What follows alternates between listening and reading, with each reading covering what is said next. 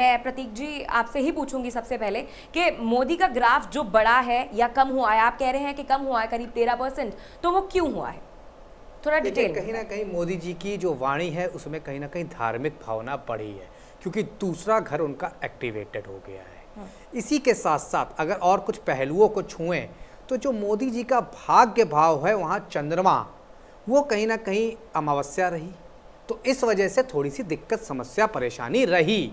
इस वजह से इन्हें थोड़ा सा प्रॉब्लम में रहे, लेकिन आने वाले समय में ये बेहतर करते दिख रहे हैं। जो हफ्ते में गिरावट आई पिछले हफ्ते में, वो धीरे धीरे इम्प्रूव होगी और जो परसेंट है वो धीरे धीरे बढ़ा। और जैसा कि मैंने आपको बहुत बड़ी चीज़ बताई थी, बुध के वक्री होने के कारण मोदी जी का ग्राफ गिरा है। बुध प्रखर और सही समय पर सही चोट करने वाला वक्ता बनाते हैं, और ये मोदी जी में माहिर है इस चीज़ में, लेकिन पिछले एक वीक में वो कॉम्बिनेशन देखने को नहीं मिला, क्योंकि बुध वो भी नीच का, करेला वो भी नीम चढ़ा, तो इसलिए ये दिक्कत रही। और बुध कैलकुलेशन के भी ग्रह हैं, हर चीज़ सोच समझ कर बोलते हैं। मोदी जी इतनी आसानी से कुछ नहीं बोलते हैं, शब्दों का चयन अच्छा करते हैं, ऐसे शब्द बोलते हैं जो चोट देते हैं। तो कहीं ना कहीं ये सब वजह रही जो कि थोड़ी कमज़ोर रही, तो भाषण में भी कहीं ना कहीं एक हफ्ते पिछले हफ्ते में गिरावट देखी गई। लेकिन मंगल और शुक्र जो कि इस समय मेष राशि और मकर राशि में है, जबरदस्त मजबूत है मोदी जी की कुंडली में, तो इसीलिए समर्थन तो उन्हें मिलता रहेगा, जनता से समर्थन मिलता रहेगा, आगे बढ़ते रहेंगे। खास तौर से एनर्जी की कोई कमी नहीं होगी, क्योंकि Mars is a planet of energy, तो इन्हें एनर्जी देता रहेगा। और मंगल और शुक्र के कारण कहीं ना कहीं ये जन सैलाब अगले वीक से वापस ले आएंगे अपनी रैलियों में लेके हर जगह।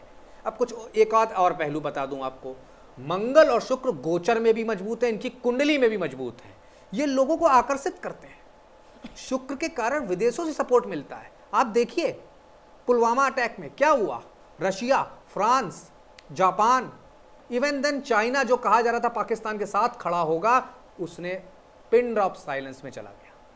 यही वजह है, ये शुक्र जो होता है ये इंटरनेशनल सपोर्ट दिलवाता है, और इनके 10वें घर में होने की वजह से इंटरनेशनल सपोर्ट इन्हें मिला, और उस वजह से कहीं ना कहीं इनका अपलिफ्टमेंट हुआ, ये बेहतर करते गए।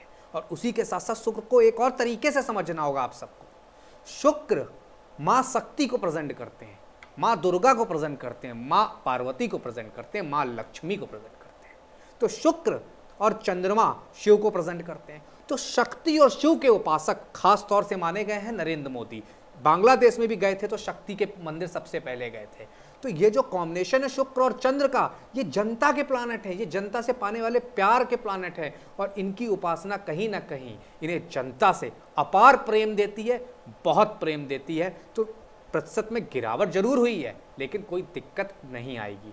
शक्ति और शिव के उपासक होने की वजह से कहीं ना कहीं थोड़ा सा दिक्कतें जो थी वो इनकी वजह से, शक्ति और शिव के उपासक की वजह से वो भी खत्म हो जाएंगी अगले सप्ताह से। जो ज्योतिष के हिसाब से क्या कैलकुलेशंस हैं ये समझने की, जानने की कोशिश हम कर रहे हैं। और यहाँ सिर्फ हम सिर्फ ग्रह नक्षत्रों की ही बात नहीं कर रहे हैं, उनके साथ जो पिछले हफ्ते में फैक्ट्स हैं उसे भी जोड़ कर देख रहे हैं। श्रुति जी, अब आपके पास आती हूँ मैं। पीएम मोदी का ग्राफ के बारे में आपने बताया 15% वो गिरा है, क्यों गिरा है, क्या रीजंस रहे हैं उसके, ये थोड़ा जोड़कर बताइए।